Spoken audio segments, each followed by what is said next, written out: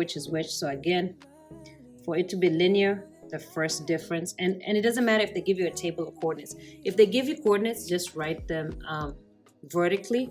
And look, I can make coordinates a table. How do I do that?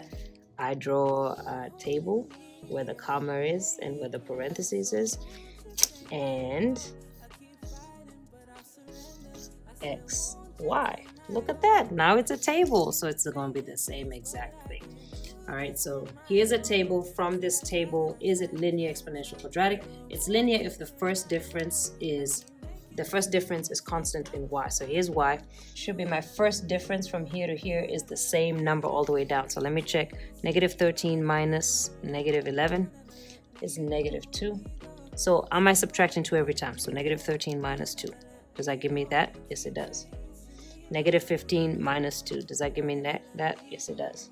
So this is constant, and you always have to just make sure x is constant. This is also changing 1, 1, 1. So first difference is constant given that the change on x is also constant, so it is linear. Again, it's exponential if you're multiplying to get from one number to the next. And again, you can make this a table, and you can make it just the question we just did by labeling it, writing the coordinates vertically, and then drawing a table. And now it's a table. It's just like the previous question. So you're checking, as long as this is changing the same, goes 1, 2, 3, 4, 5, that does. When you multiply that number, you get the next one. That's what this one is for exponential. So you take negative 18 divided by the number before it, negative 6. So when I multiply by 3, do I get the next number? So if I have negative 18 times 3, do I get negative 54? I do.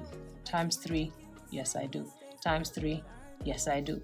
Now make sure you check at least, I would check at least 3, because sometimes the first one works and then it doesn't work after that. So it's exponential because you're multiplying to get to the next number. There's a constant ratio given that x is changing constantly. All right, quadratic, remember, is your second difference. So again, you can make coordinates a table by just drawing in a table. And remember, the second difference is what we're looking for. So the first difference is all going to be different, but it's the second difference. All right, so second number minus the first number is positive 26. And remember, this one's not going to be constant. It's the second one that's constant. So you have to do it for each one. So negative 50 minus negative 72. Negative 32 minus negative 50. This is a listening check. Color in the X in the table. All right, now if this second time we do it, if it's all the same number, then it's quadratic. And remember, they can give you neither. So 22 minus 26.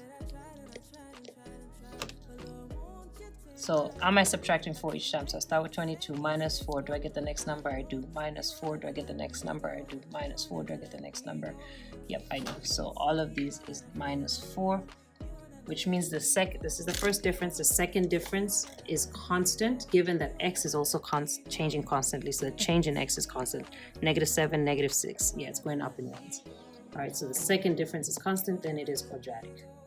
All right, so let's go over some characteristics given a table between all three things. All right, now I know that you're used to saying that all real numbers for linear, exponential, and quadratic, and that's true.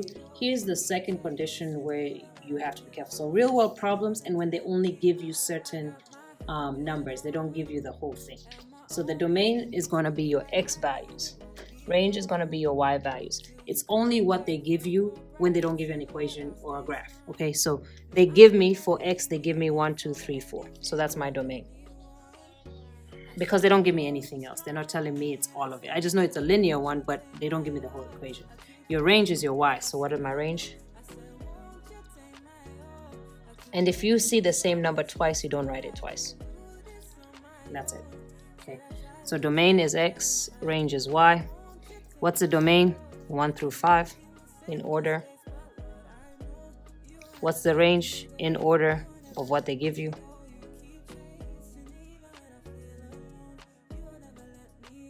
Okay. Domain again, for whether it's quadratic is your x, range is your y. So a table is just what they give you because you can't exceed that. Domain is all these numbers.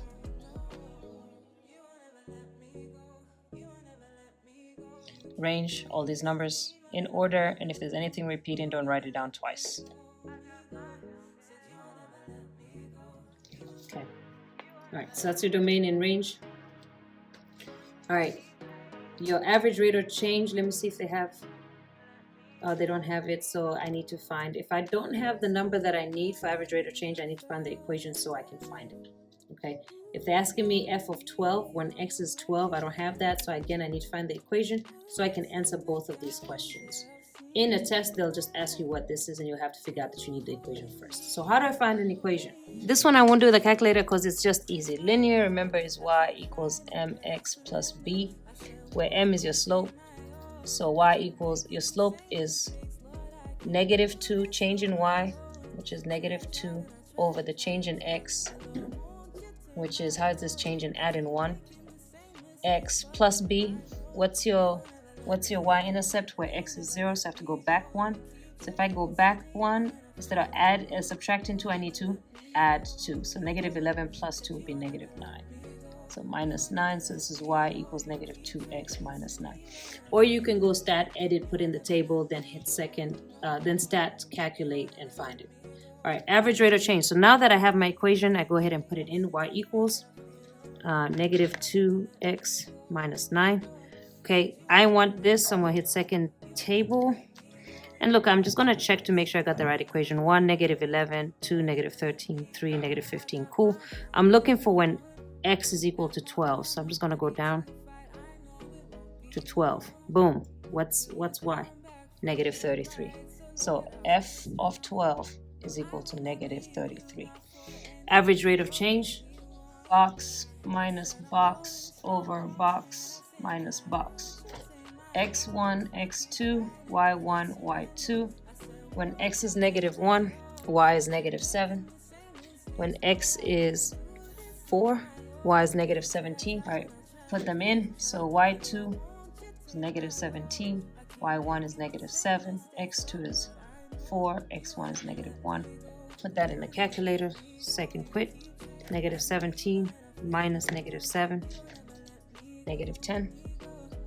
Then you have 4 minus -1, +5. Then you put that in the calculator, divided by 5. It's -2. This is a listening check. Put a box around -2. Now, I'm actually, for the rest of them, I'm going to help you find the equation in this, but you're going to do the average rate of change for homework, and these will be your listening checks. All right, so to find the equation, you're going to put in so this is exponential. Sometimes it's just faster to find it by hand. All right, A is my initial when x is 0. So if I'm multiplying by 3 to go back 1, I'd be dividing by 3. So -6 divided by 3 will be -2. My change each time is what? 3. And then x. So these two are just really easy to do by hand, really quick. But you can go stat, edit, and put in the table. But once I have the equation, I just type it in. Raised to the x. And then I hit second table. I confirm that my table is right, which it is. -1 is 6, 2 is -18, 3 is -54, and now I want 8. So I go to 8. So f of 8 is equal to, and if you move your arrow, you can see the whole number clearly. -1, 3, 1, 2, 2. Okay, so do this one as a listening check. All right, last question. This one, I'm just going to put it in the calculator. So you go stat, edit. You go up here, hit clear, enter. Go up there, hit clear, enter. And then put it in. -7, enter. -6, -5.